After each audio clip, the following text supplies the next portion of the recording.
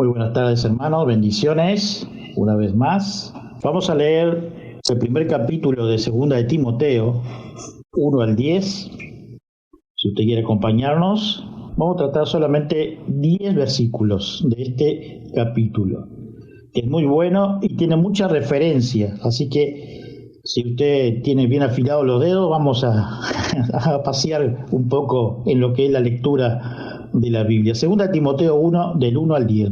Bienvenidos amigos a este tiempo tan especial donde compartimos la lectura de la palabra de Dios. Les invito a que busquen en sus Biblias o Nuevos Testamentos la segunda carta del apóstol San Pablo a Timoteo.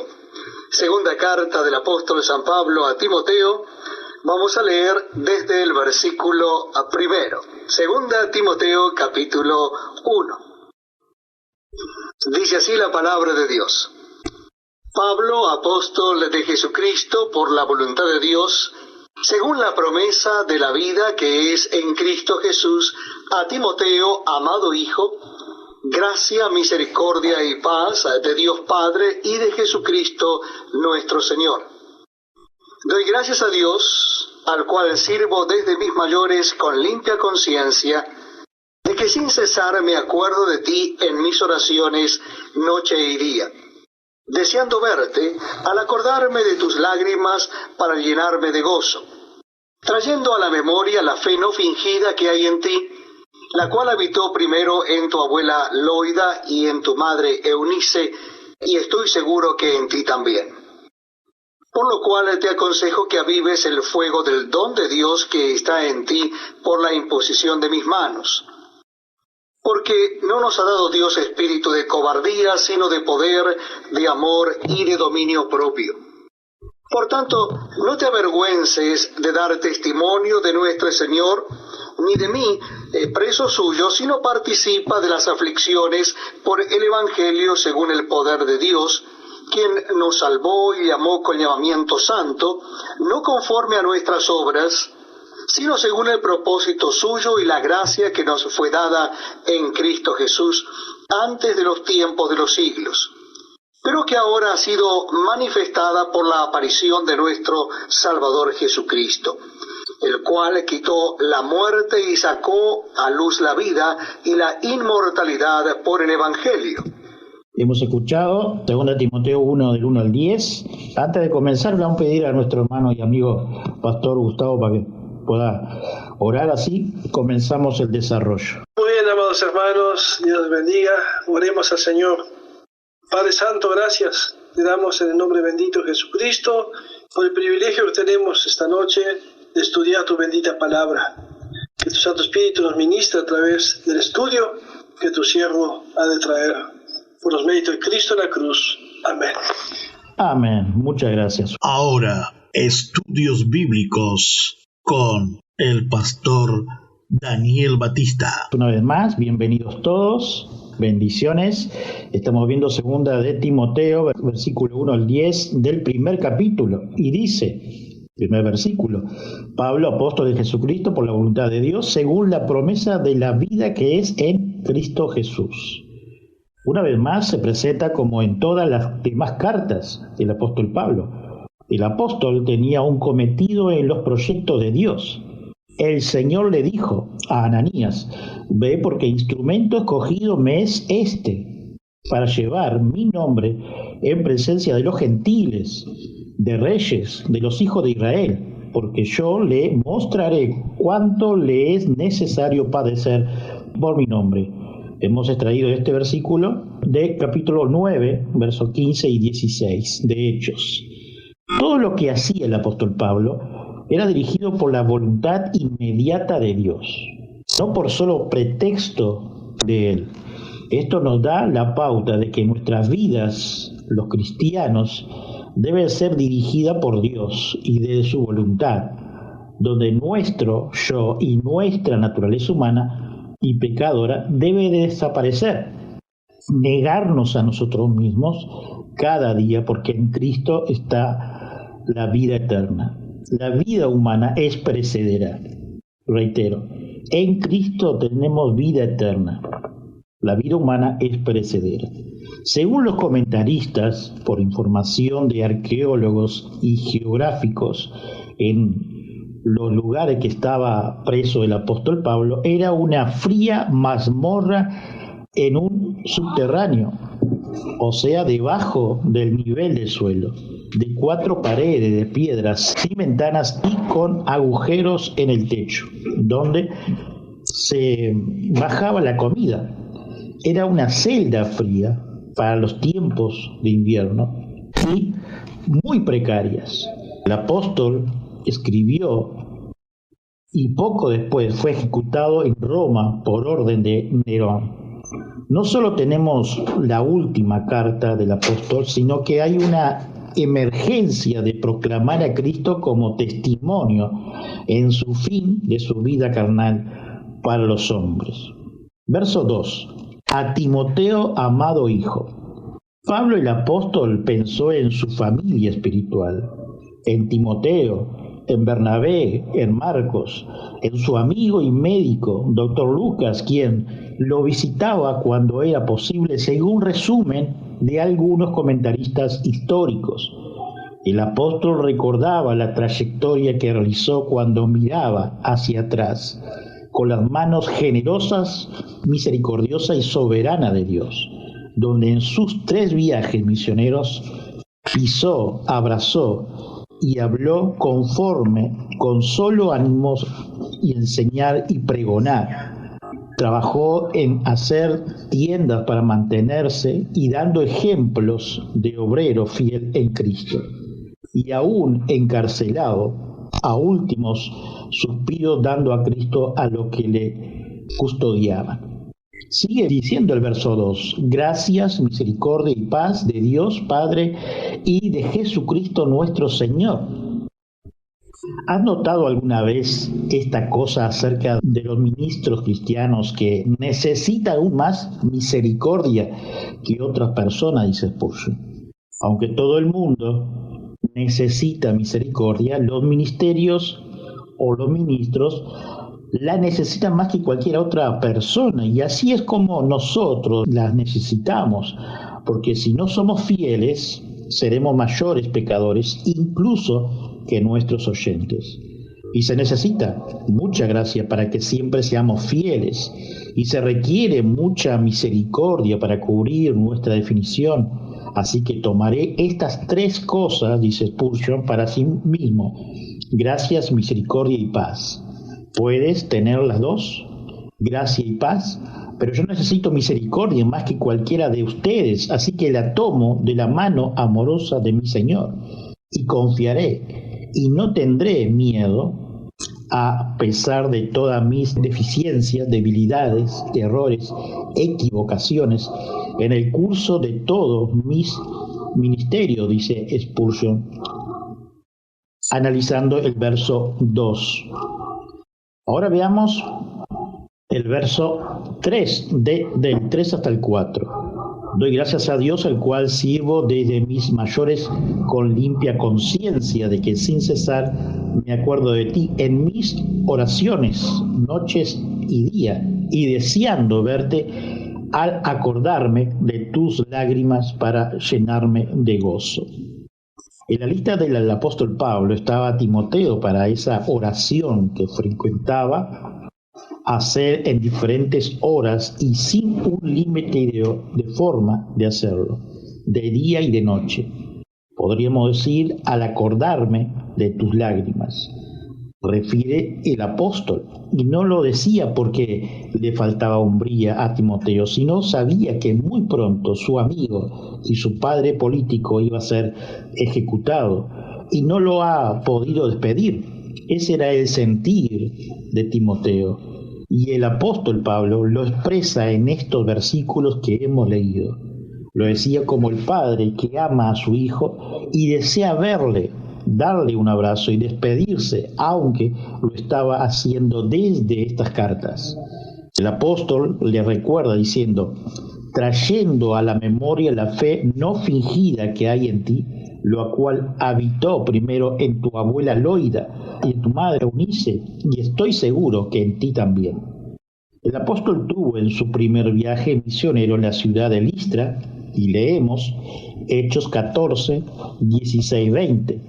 En las edades pasadas, él ha dejado a toda la gente andar en su propio camino. Si bien no se dejó a sí mismo sin testimonio, haciendo bien, dándonos lluvia del cielo y tiempo fructífero, llenando de sustento y de alegría nuestro corazón. Y diciendo estas cosas, difícilmente lograron impedir que la multitud le ofreciese sacrificio. Entonces vinieron unos judíos de Antioquía y de Iconio, que persuadieron a la multitud, y habiendo apedreado a Pablo, le arrestaron fuera de la ciudad, pensando que estaba muerto. Pero rodeándole los discípulos, se levantó y entró en la ciudad, y el día siguiente salió con Bernabé para Derbe. En esta ocasión tuvieron la inesperada formulación de los griegos con Bernabé y Pablo, denominándoles como Saturno y Júpiter, que los dioses del Olimpo bajaron a tierra, ya que los griegos eran mitológicos en todos sus sentidos, pero por las vidas de Bernabé y Pablo fue preservada por medio de Dios. En su segundo viaje pasa nuevamente por Listra, donde conoce a la familia de Timoteo. Allí en Hechos 16, del 1 al 5, y leemos: después llegó a Derbe y a Listra, y aquí había allí cierto discípulo llamado Timoteo, hijo de una mujer judía, creyente, pero de padres griegos, y daba buen testimonio de él los hermanos que estaban en Listra y en Iconio. Quiso Pablo que éste fuese con él, y tomándole, le circuncidó por causa de los judíos que había en aquellos lugares, porque todos sabían que su padre era griego. Y al pasar por las ciudades les entregaba las ordenanzas que había acordado los apóstoles y los ancianos que estaban en Jerusalén, para que las guardase. Así que las iglesias eran confirmadas en la fe y aumentaban en números cada día. Aquí empezó una relación mentor-aprendiz, el apóstol Pablo y Timoteo, que incluyó a todo el mundo en todas las generaciones de las congregaciones. Para esto nos da el ejemplo de la enseñanza de esas mujeres, tanto de la madre y la abuela de Timoteo, que enseñó todo aquello que había recibido de sus padres y le vertió a Timoteo. Hermanos, ¿estamos dando todo lo que sabemos de la Escritura a nuestros hijos? ¿Separamos tiempo para leer, orar junto a ellos, como la madre y la abuela de Timoteo? Veamos el verso 5 de 2 de Timoteo, capítulo 1. Trayendo a la memoria la fe no fingida que hay en ti. Esto nos quiere decir sin mácula, sin fingimiento, sin hipocresía. Sinceramente exponía lo que sentía. Existe el mayor afecto posible entre el predicador y su conversor. Esta es una relación que ni siquiera la muerte destruirá, dice Spurgeon.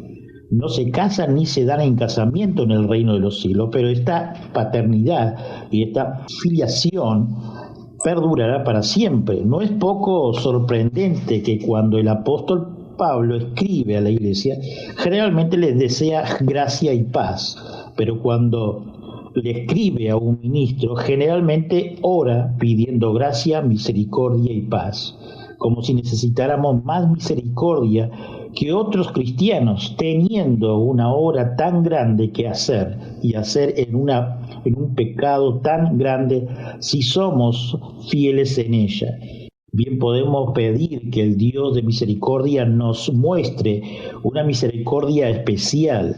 En ese momento Timoteo fue puesto muy especialmente en el corazón del apóstol Pablo, y no pareció pensar en nada, sino que la imagen del joven Timoteo se levantará ante el día y noche en las oraciones, así nos dice Spurgeon. El apóstol Pablo había visto las lágrimas de Timoteo cuando se separó de él. Quizás recordó sus lágrimas cuando estaba convencido de pecado, su lágrima de gozo cuando encontró el Salvador y la lágrima que derramó en su primera predicación, cuando el joven llenó de gracia y conmovió los corazones de otros, porque evidentemente habló desde su propio corazón. No hay transgresiones de las almas, pero hay una especie de transmigración de la fe, como si la misma forma de fe que está en Loida y Eunice, la madre y la abuela, aparecía después en Timoteo. En verdad hay ciertas idiosincrasias que pueden pasar de unos cristianos a otros, dice Spurgeon, y cuando esas idiosincrasias son de un tipo elevado y noble, es una gran misericordia verdadera reproducir en niños y niñas desde la niñez. Quería haber oído hablar a tu madre, dijo una cuando escuchó a una mujer cristiana hablar del Salvador. Tú hablas exactamente de la forma en que solía contar su experiencia de escribir el amor de Cristo, y nos dice Spurgeon en su comentario. Seguimos en los versos 6 y 7 de 2 de Timoteo 1. Por lo cual te aconsejo, le dice Pablo a Timoteo, que avives el fuego del don de Dios que está en ti, por la imposición de mis manos, porque no nos ha dado Dios espíritu de cobardía, sino de poder, de amor y de dominio propio. Algunos comentaristas dicen que Timoteo podría ser un poco tímido, pero esto sería por la responsabilidad de ser supervisor de las obras de Dios en Éfeso y en la zona más amplia de ella. En Hechos 19, 9 al 10 nos dice: pero endureciendo a algunos y no creyendo, maldiciendo el camino delante de la multitud, se apartó Pablo de ellos y separó a los discípulos, discutiendo cada día en la escuela de uno llamado Tirano. Así continuó por espacio de 2 años, de manera que todos los que habitan en Asia, judío y griego, oyeron la palabra del Señor Jesús. También en el mismo capítulo, estamos hablando de Hechos 19, versos 17 y 20, leemos: y esto fue notorio a todos los que habitaban en Éfeso, así judíos como griegos, y tuvieron temor de todos ellos, y eran magnificados el nombre del Señor Jesús. Y muchos de los que habían creído veían, confesando y dando cuenta de sus hechos. Asimismo, muchos de los que habían practicado la magia trajeron los libros y los quemaron delante de todos, y hecha la cuenta de su precio, hallaron que eran 50,000 piezas de plata. Así crecía y prevalecía poderosamente la palabra del Señor. Hemos leído los versículos 19 y 10, 17 al 20 de Hechos 19.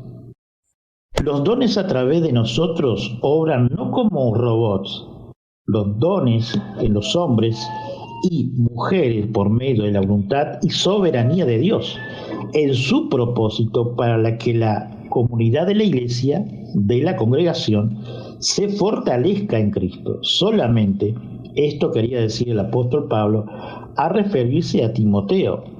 La palabra griega anasopúreo es avivar, significa reavivar o mantener a todas las llamas encendidas. Por lo tanto, no hay ninguna sugerencia necesaria de que Timoteo hubiera perdido su fuego inicial, aunque sin duda, como todo cristiano, necesitaba un incentivo para mantener el fuego ardiendo a toda llama, decía Guthering en su comentario. Tenemos derecho a suponer que se le impusieron las manos a Timoteo una sola vez, así que 2 de esas ocasiones en la vida espiritual de Pablo puede que haya habido otra, dice Winter en su comentario. El propósito de Pablo al escribir esta carta es inspirar y fortalecer a Timoteo en su vida para su tarea en Éfeso. Dice Berkeley: este era joven y tenía la dura tarea de batallar contra la herejía e infección que iba a amenazar a la iglesia.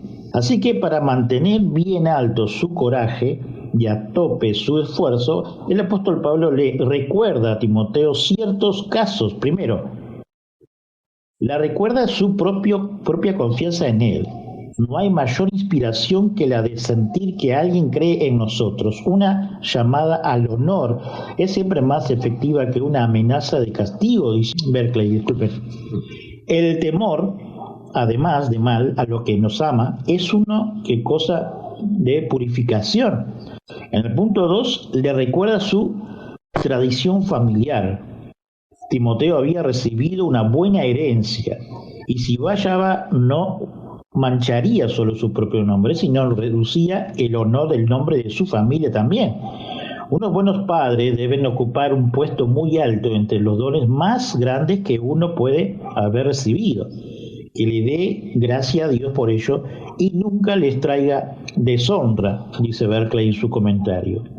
En el punto 3, referido a los versículos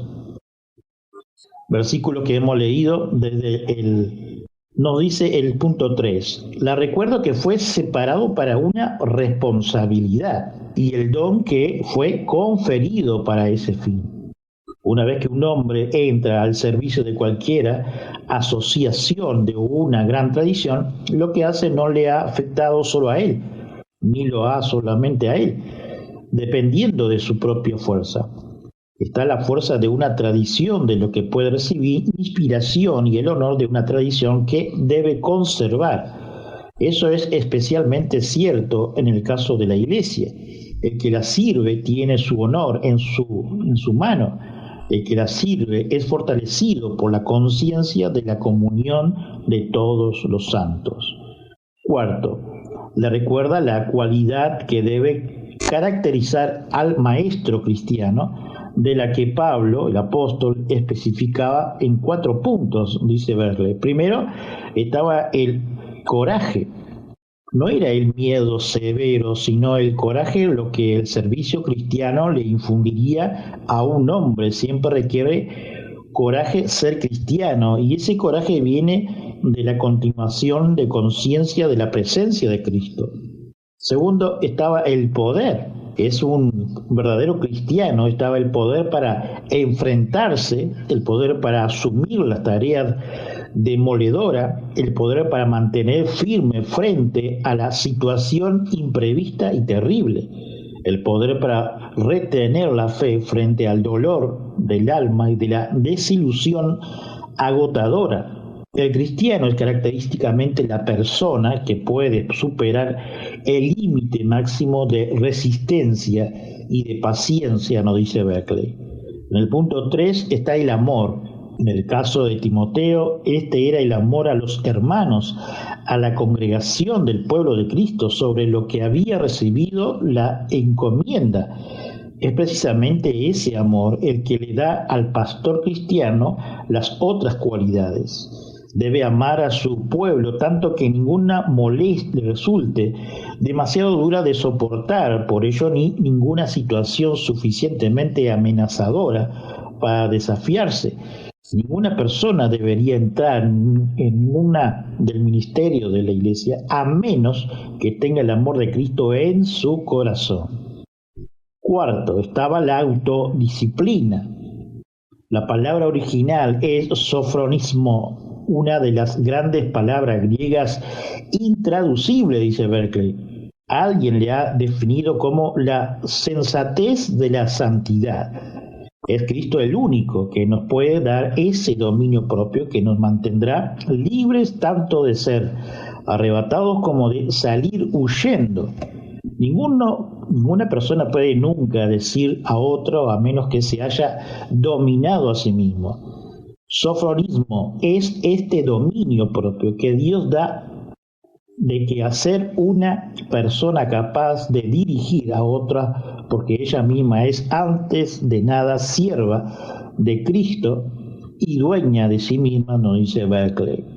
Cada persona al enfrentarse a una responsabilidad le genera timidez, miedo, acompañados según cada personalidad de cada hombre y mujer, pero es precisamente en Cristo quien nos fortalece para su ganancia, porque al mirar el texto entendemos que en él tenemos sino de poder, de amor y de dominio propio. Uno de los pensamientos referente al poder que Dios nos ha dado es tener dominio sobre las personas, eso dicen, o hacer en tiempo las cosas que quieran, nada que ver. Y el que cree que es así, no se ha instruido en lo que nos dice la Escritura referente del poder de Dios y así en cada uno de los dones espirituales.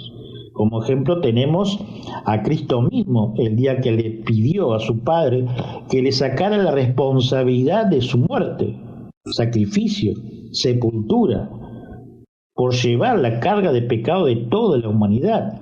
Pero Cristo dice claramente: Padre, que se haga tu voluntad, no la mía.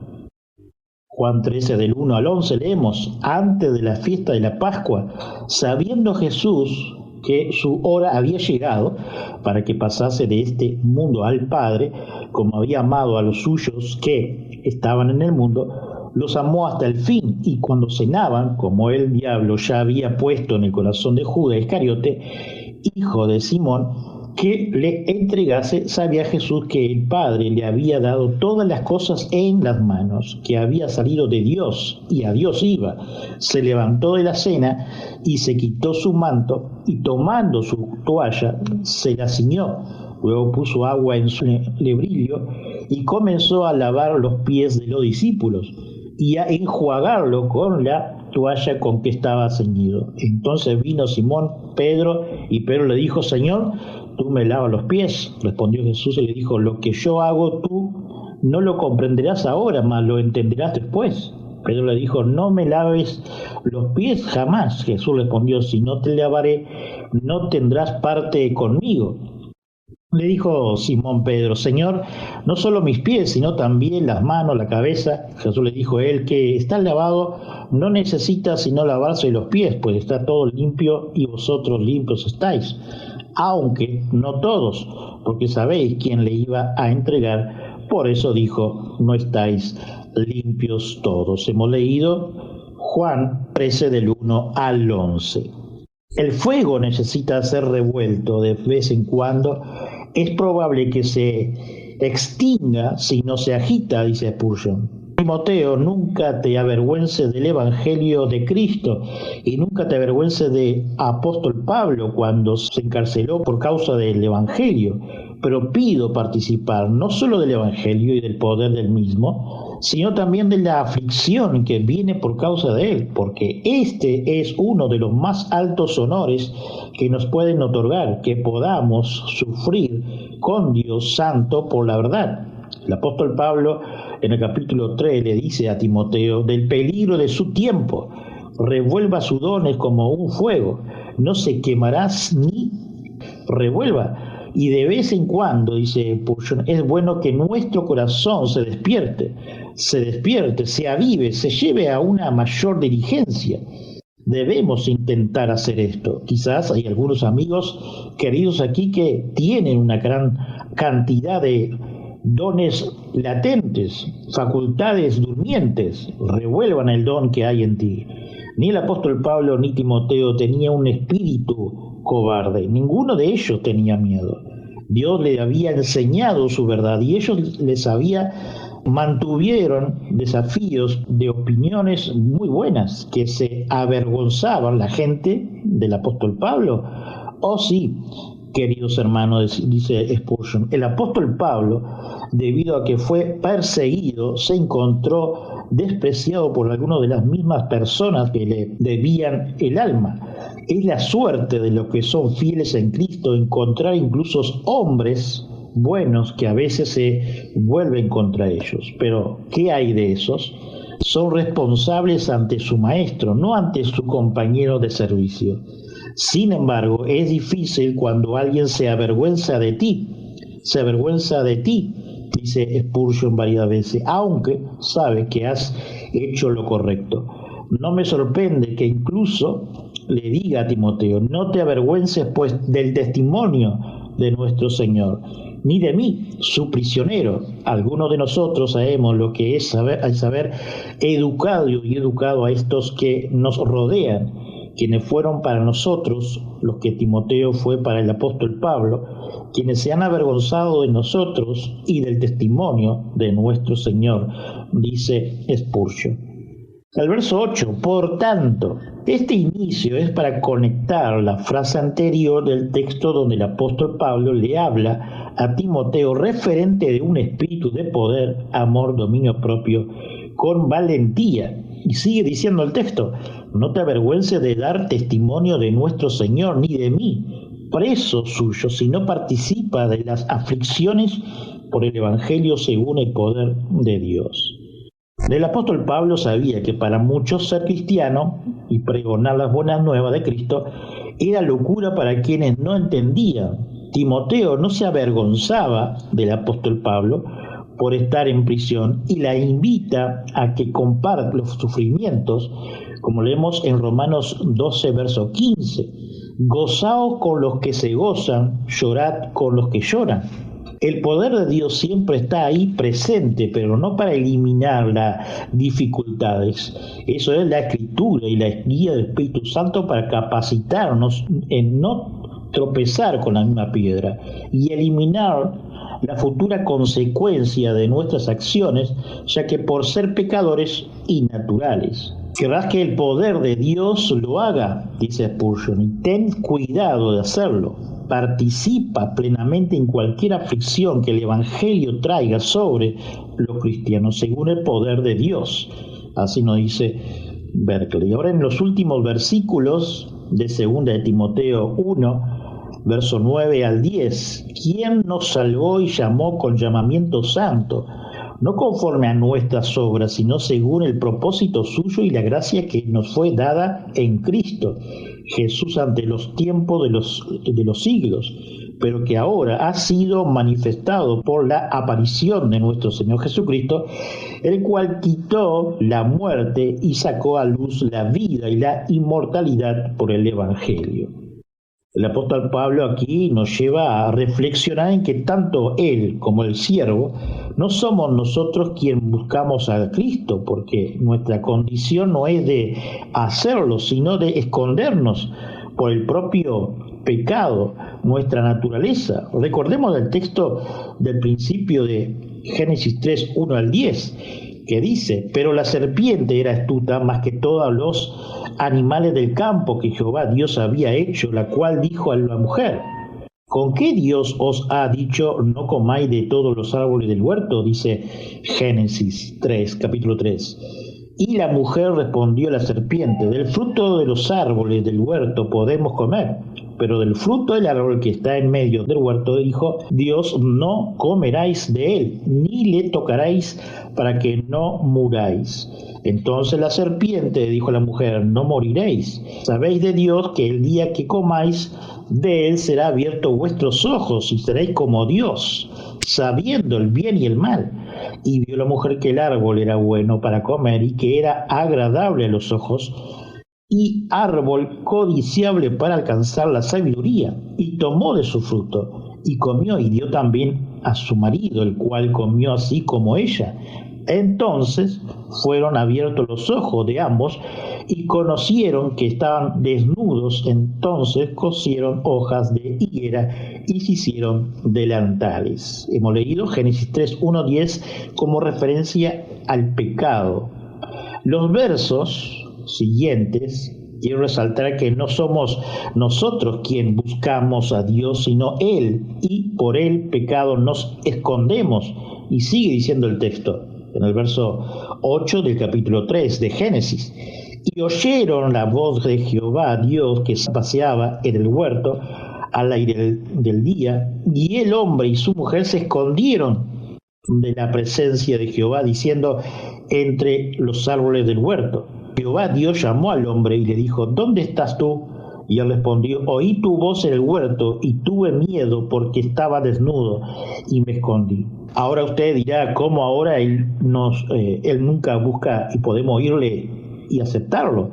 En el texto mismo nos responde. Leamos nuevamente, pero estamos ahora en 2 de Timoteo 1:9. ¿Quién nos salvó y llamó como llamamiento santo, no conforme a nuestras obras? Esto quiere decirnos que por ley no fue y no es suficiente para acercarnos a Dios, sino resalta nuestro pecado, nuestra vergüenza natural. Así nos dice el salmista, Si fuera por nosotros, nada podemos hacer, porque sin Dios manifestarse en nuestro corazón, no queremos y no tenemos la intención de su búsqueda. Sigamos con el texto, sino según el propósito suyo. Estamos en 2 Timoteo 9. Dios quiso que sea así en su voluntad y soberanía. Y la gracia que nos fue dada en Cristo Jesús antes de los tiempos de los siglos. Desde el principio de los tiempos esto ya estaba decidido.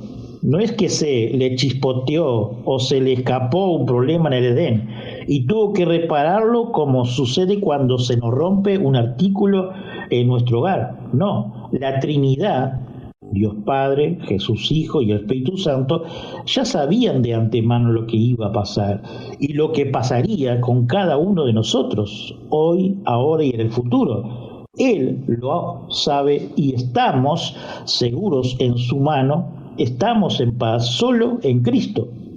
Sigue diciendo el verso 10 de 2 Timoteo, pero que ahora ha sido manifestado por la aparición de nuestro Salvador Jesucristo, el cual quitó la muerte y sacó a luz la vida y la inmortalidad por el Evangelio. La venida de Cristo puso fin a toda la especulación y duda, porque Él es el Cordero que fue inmolado por nuestra culpa, nuestro pecado.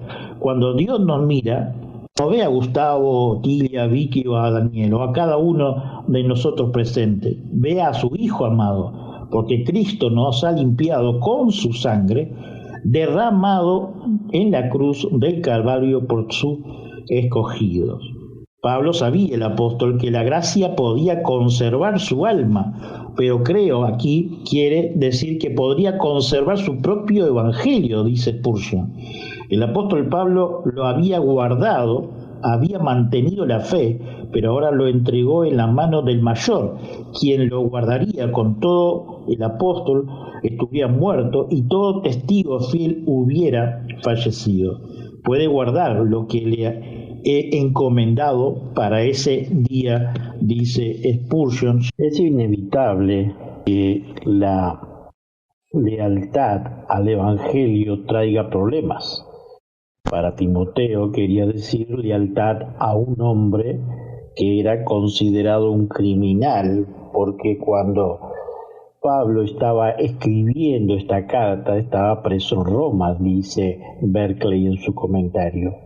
Pero aquí Pablo presenta el Evangelio en toda su gloria, algo por lo que vale la pena sufrir. Algunas veces por implicación y otras por afirmación directa saca a la luz elemento tras elemento de esa gloria. Pocos pasajes del Nuevo Testamento tienen en sí y tras sí tal sentimiento de la terza grandeza del Evangelio. Primero, es el Evangelio del poder, dice Berkeley. Cualquier sufrimiento que implique se soportará en el poder de Dios para el mundo antiguo. El Evangelio era poder para vivir esa misma edad en que el apóstol Pablo escribía. Los pensadores de principio más elevados eran los estoicos, pero tenían su propia salida. El Evangelio era y es poder para conquistar el ego, poder para dominar las circunstancias, poder para seguir viviendo cuando la vida es invisible, poder para ser cristianos cuando el ser cristiano parece imposible. Segundo, nos dice Berkeley en su comentario, es el Evangelio de la salvación. Dios es el Dios que nos salva, el Evangelio es redención del pecado, libera al hombre de las cosas que le tiene en su garra, le permite romper con los hábitos que le parecen irrompibles. El Evangelio es un poder liberador que puede hacer de hombres malos buenos. Tercero, es el Evangelio de la consagración, dice Berkeley en su comentario. No es simplemente liberación de la consecuencia del pecado pasado, es una invitación a caminar la senda de la santidad. En la Biblia, en el Evangelio mundial, M. Serwin cita dos ejemplos alucinantes del poder milagrosamente transformador de Cristo. Había en Nueva York un gángster que había estado en la cárcel poco antes por robo con violencia. Se dirigía a buscar a su antigua pandilla con la intención de tomar parte en otro robo cuando le robó la cartera a un hombre en la Quinta Avenida. Fue al Parque Central para ver lo que había conseguido robar y descubrió para su disgusto que era el Nuevo Testamento. Como no tenía nada que hacer, empezó a pasar distraídamente la página y a leer. Pronto se encontró absorto en la lectura y tal efecto le hizo que pocas horas después fue a sus antiguos viejos camaradas y se separó de ellos para siempre. Para ese ex delincuente el Evangelio fue la llamada a la santidad. Hubo un joven árabe en Alepo que tuvo una pelea amarga con un antiguo amigo. Le dijo a un evangelista cristiano: le odiaba tanto que me propuse vengarme hasta el punto de matarle. Entonces prosiguió: una vez me encontré con usted y usted me indujo a comprar un ejemplo de San Mateo. Yo lo compré solamente para darle gusto a usted. No tenía la menor intención de hacerlo, pero cuando me iba a acostar aquella noche, el libro se me cayó del bolsillo y yo le recogí y empecé a leerlo. Cuando llegué al lugar donde dice: oísteis que se dijo en la antigüedad, no matarás, pero yo os digo que el que esté airado con su hermano sin causa estará en peligro de juicio. Recordé el odio que estaba abrigando contra mi enemigo. Cuando seguí leyendo, intranquilidad fue creciendo hasta que leí las palabras: venid a mí todos los que estáis trabajados y cargados, y yo os daré el descanso. Tomad mi yugo sobre vosotros y aprended de mí, porque yo soy manso y humilde de corazón. Hallaréis descanso para vuestras almas.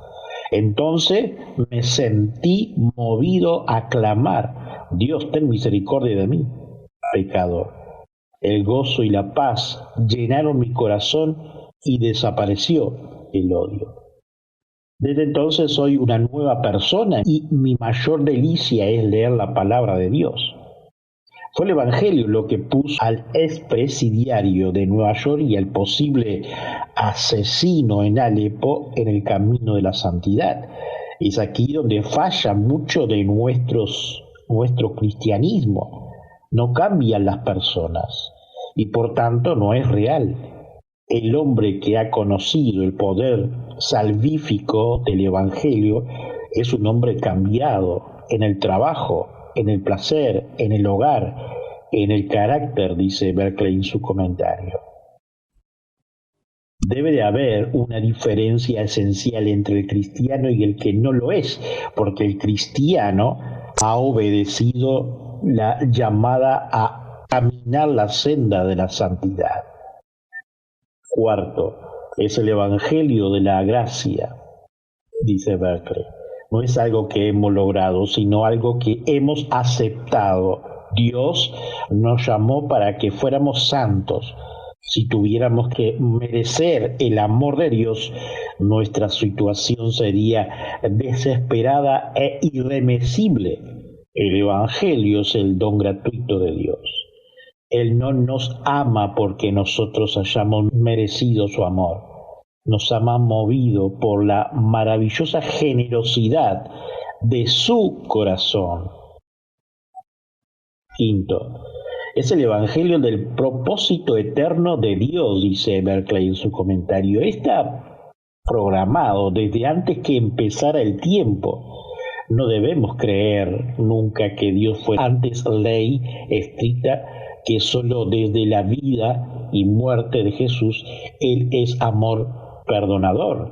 Desde el principio del tiempo, el amor de Dios ha estado buscando a los hombres y ofreciéndole su gracia y su perdón. El amor es la esencia de la naturaleza eterna de Dios. Sexto, es el evangelio de la vida y la inmortalidad, dice Berkeley en su comentario. El apóstol Pablo estaba convencido de que Jesucristo sacó a luz la vida y la incorrupción. El mundo antiguo temía la muerte, o si no la temía, la consideraba una extinción. El mensaje de Jesús fue la muerte, el camino a la vida, y que lejos de separar a los hombres de Dios, los traía a su más próxima presencia. Séptimo, es el evangelio del servicio, dice Berkeley, que este evangelio, el que hizo al apóstol Pablo, heraldo, apóstol y maestro de la fe, no le dejó tranquilidad sintiendo que ahora era salvo su propia alma y no tenía por qué preocuparse más. Le impuso la tarea inescapable de agotarse y consumirse en el servicio de Dios y de su semejante. Este evangelio le impuso al apóstol Pablo 3 necesidades. Le hizo un heraldo, dice Berkeley. La palabra original es kerix, del griego, que tiene 3 líneas principales de sentido, cada una algo que sugerir acerca de nuestro deber cristiano. El kerix era el heraldo que traía el anuncio del rey. El kerix era el emisario cuando 2 ejércitos estaban enfrentados, que ofrecía las condiciones de rendición o la petición de tregua y paz. El kerix era el que empleaba un subastador o un mercader para anunciar públicamente su mercancía e invitar a la gente a venir a comprar. Así es que el cristiano ha de ser la persona que trae el mensaje a sus semejantes, que trae a la persona a la paz con Dios, que llama a su semejante a aceptar la oferta maravillosa que Dios le hace. B. Lo hizo un apóstol, apóstolos, literalmente uno que es enviado. Esta palabra puede querer decir un enviado o un embajador. El apóstolos no hablaba por sí mismo, sino por el que le había enviado. No iba en su propia autoridad, sino con la autoridad del que le había enviado. El cristiano es el embajador de Cristo, que habla por él y le representa ante los hombres. C. Le hizo un maestro, dice Berkeley en su comentario. Hay un sentido muy real que la tarea docente del cristiano y de la iglesia es la más importante de todas. No cabe duda de que la tarea del maestro es mucho más difícil que la del evangelista. La tarea del evangelista es llamar a las personas y confrontarlas con el amor de Dios. Una persona puede que responda a la invitación en un momento de vida emocional, pero queda por recorrer un largo camino. Debe aprender el significado y la disciplina de la vida cristiana. Se han echado los cimientos, pero hay que levantar el edificio. A la llamada del evangelismo debe seguir el firme rescoldo de la enseñanza cristiana. Puede suceder que las personas se alejen de la iglesia después de su primera decisión, por la sencilla pero fundamental razón de que no es Jesús, razón de que enseñando el sentido de la fe cristiana, heraldo, embajador, maestro, aquí tenemos la triple función del cristiano que quiere servir a su Señor y a su iglesia. Octavo, es el evangelio de Jesucristo, dice Berkeley en su comentario. Fue desarrollado totalmente por medio de su aparición. Para los judíos, Epifanía denotaba una intervención liberada de Dios. Para los griegos esta era también una gran palabra. la subida del emperador al trono, se llamaba su epifanía, era su manifestación. Todos los emperadores subían al trono con grandes esperanzas, su entronización se saludaba como la aurora de un día nuevo y de grandes bendiciones por venir. El Evangelio se despliega en toda su grandeza con la Epifania de Jesús. La misma palabra indica que Él era la gran intervención liberadora y la manifestación de Dios en el mundo, dice Berkeley en su final. Oremos. Señor, ante todo te pedimos perdón por todas nuestras acciones, pensamientos, faltas y pecados de esta semana. Llénanos de tu amor, de tu misericordia, moldéanos en tu sabiduría cada día. Ahora te ponemos ante tu presencia, ante tu altar, nuestras pruebas, luchas, situaciones. Confiamos cada día en tu fidelidad. Gracias de antemano te damos, Señor, ya que no somos merecedores de nada. Por nuestros hermanos que están en esta sala virtual, que tenemos algunas peticiones como enfermedades o cualquier problema, por ellos clamamos y sabemos que dentro de tu misericordia y voluntad obrarás. Por nuestros conocidos te pedimos, por nuestro amigo Pastor Gustavo Melo, su familia, congregación, su liderazgo allí en Rivera, sus reuniones y los futuros proyectos. Te pedimos por el Pastor Gustavo y Erika, su congregación en Toledo, Canelones, que provea de medios y recursos para su construcción de su iglesia y suplas de cada necesidad de los hermanos. Por los hermanos y amigos que nos escuchan por las redes sociales y nuestra emisora Radio Reformada. Cristo amado, por los hermanos que están pasando problemas emocionales, psicosomáticos, espirituales, inclusive económicos, tú estés tomando el control y enseñando a cada uno por medio de tu escritura. Pedimos que provea de trabajo a quien lo necesiten, herramientas para los emprendedores y clientela, sabiduría para quienes están estudiando para sus proyectos de vida, inteligencia para los futuros pastores, ancianos y diáconos de las congregaciones de sana doctrina en nuestro país. Seguimos orando por los matrimonios, que seamos fieles en tu palabra, condúcenos por medio de tu escritura, capacítenos en tu Espíritu Santo para que instruyamos en lo moral y ético con sabiduría a nuestros hijos. Gracias, Padre bueno, por cada familia pastoral, de cada congregación que lleva tu sana doctrina en diferentes países del mundo y a todos aquellos que conocemos que son amigos en Uruguay. También oramos por los misioneros que quizás en este preciso momento están siendo apresados, privados de su libertad, están lejos de su familia, llevando las buenas nuevas de Cristo en lo recóndito de este mundo. Eterno por su matrimonio, sus familias y sus hijos. Oramos por cada congregación, misión o agencia misionera de sana doctrina que están en los países que son difíciles la evangelización y sostener una congregación. Señor, estés protegiendo y dando sabiduría e inteligencia.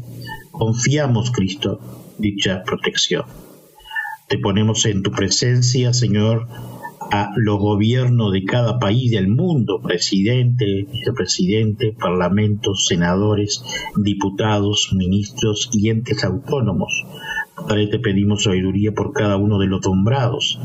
Si hay hermanos entre ellos y tienen la oportunidad de presentar tus buenas nuevas del Evangelio, hazlo, Señor, dentro de tu misericordia.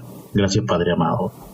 Cristo Jesús, te ponemos ante tu presencia a cada país que están enfrentando alguna pandemia, por los médicos, enfermeros y también por el sistema socioeconómico de cada país. También por los diferentes emigrantes de lugares de la tierra, tú estés obrando y supliendo las necesidades a las congregaciones que auxilian a las familias emigrantes. Padre, te pedimos por los habitantes y los cristianos que hay guerras y los países circundantes, resguárdalos con tu gracia.